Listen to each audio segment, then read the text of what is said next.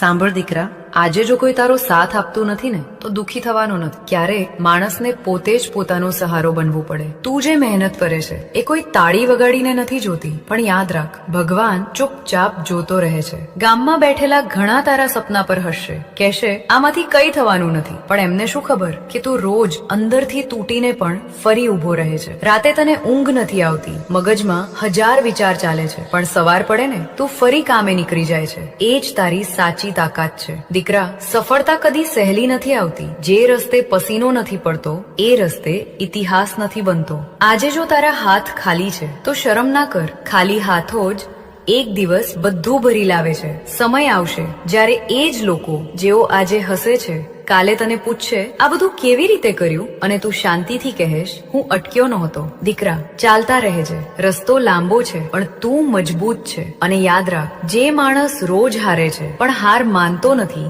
એને કોઈ તોડી શકતો નથી.